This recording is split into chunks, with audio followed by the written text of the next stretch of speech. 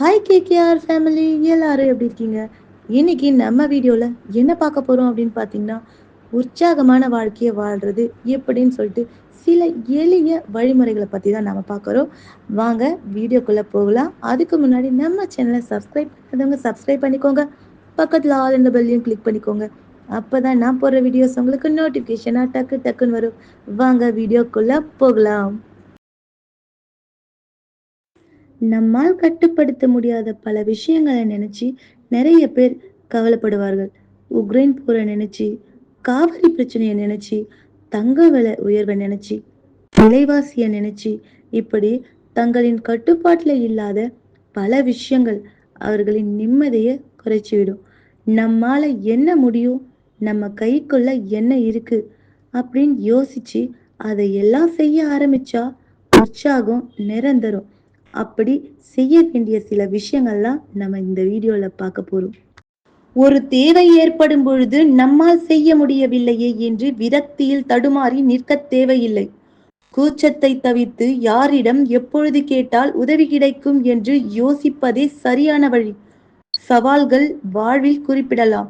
அந்த சவால்களை எப்படி எதிர்கொண்டு ஜெயிக்கிறோம் என்பதில்தான் நம் நிம்மதி இருக்கிறது. கடினமான ஒரு வேலையை செய்யும் பொழுது களைப்பு ஏற்படும். இந்த சோர்வுடன் அதை தொடர்ந்தால் வேலை செய்ய முடியாது. சரியான நேரத்தில் ஓய்வெடுத்தால் அதன் பின் உற்சாகத்துடன் உழைக்க முடியும். சங்கடமான சூழலும் நெருக்கடியான தருணங்களும் நிறைய வரும். அந்த நேரத்தில் நாம் என்ன செய்கிறோம் என்பது முக்கியம். நிதானம் தவறாமல் செயல்பட்டால் எதையும் நேர்த்தியாக சமாளிக்கலாம். அரை மனதோடு ஒரு செயலை செய்தால் அது திருப்தியாக இருக்க முடியாது. ஒரு சாதாரண வேலையாக இருந்தாலும் அதில் 100% உழைப்பை கொடுக்க வேண்டும். அப்பொழுதுதான் நிறைவும் திருப்தியும் கிடைக்கும்.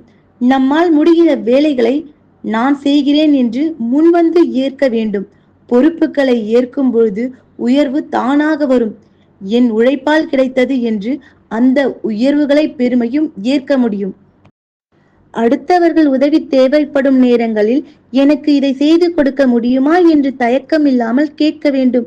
எனக்கு உதவி செய்ய யாரும் இல்லை என்று சுய இரக்கம் கொள்ளக்கூடாது.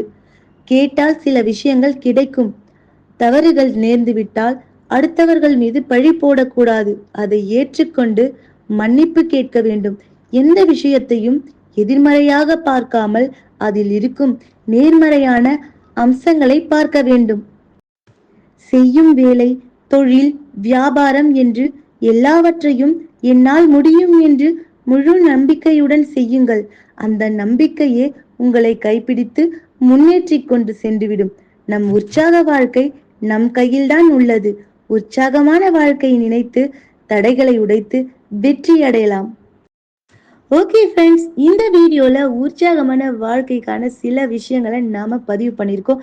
கண்டிப்பாக வீடியோ உங்களுக்கு பிடிச்சிருக்கும் அப்படின்னு நினைக்கிறேன். அப்படி பிடிச்சிருந்துச்சுன்னா மறக்காமல் ஒரு லைக் பண்ணிட்டு கமெண்ட் பண்ணுங்கள். உங்களோட ஃப்ரெண்ட்ஸ்க்கும் அப்படியே ஷேர் பண்ணி விடுங்க. அப்போ தான் நம்ம சேனலை இன்னும் கொஞ்சமாக முன்னேற்ற முடியும். ஓகே ஃப்ரெண்ட்ஸ், அடுத்த வீடியோவில் நம்ம பார்க்கலாம். அதுக்கு முன்னாடி பாய்.